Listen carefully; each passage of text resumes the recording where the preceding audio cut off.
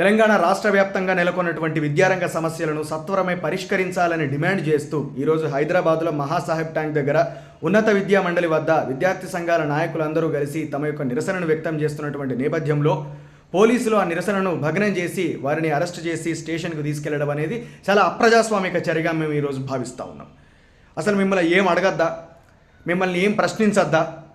ఈ రకంగా మీరు అరెస్టులతోటి నిర్బంధాలతోటి ప్రజల్ని విద్యార్థుల్ని ఎదుర్కొంటామని చెప్పని అనుకుంటే అది మీ యొక్క అవివేకమై ఉంటుంది.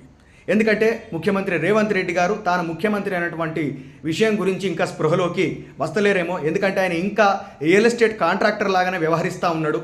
కేవలం పెట్టుబడిదారులకు మాత్రమే, వాళ్ళని మాత్రమే ప్రోత్సహించే విధంగా ప్రవర్తిస్తూ ఉన్నారు. అభివృద్ధి పేరు మీద ఈరోజు ప్రైవేట్ రంగాన్ని ఈరోజు ప్రోత్సహించడం అనేది మనం కల్లారా చూస్తూ ఉన్నాం. ఇప్పటికైనా సోయి తెచ్చుకోవాలి. గత ప్రభుత్వం విద్యారంగం మీద ఖర్చు పెట్టింది ఏమీ లేదు. విద్యా కేజీ టు పీజీ విద్య అన్నటువంటి నినాదం అనేది పూర్తిగా మరుగున పడిపోయినటువంటి పరిస్థితి. రాష్ట్ర వ్యాప్తంగా అనేక సమస్యలు ఉన్నాయి. వాటిని పట్టించుకోమని చెప్పి అడగడానికి వెళితే ఈరోజు అరెస్టు చేయడము, ఈ విధంగా నిర్బంధించడం అనేది అన్డెమోక్రటిక్ చర్యగా మేము భావిస్తూ ఉన్నాం.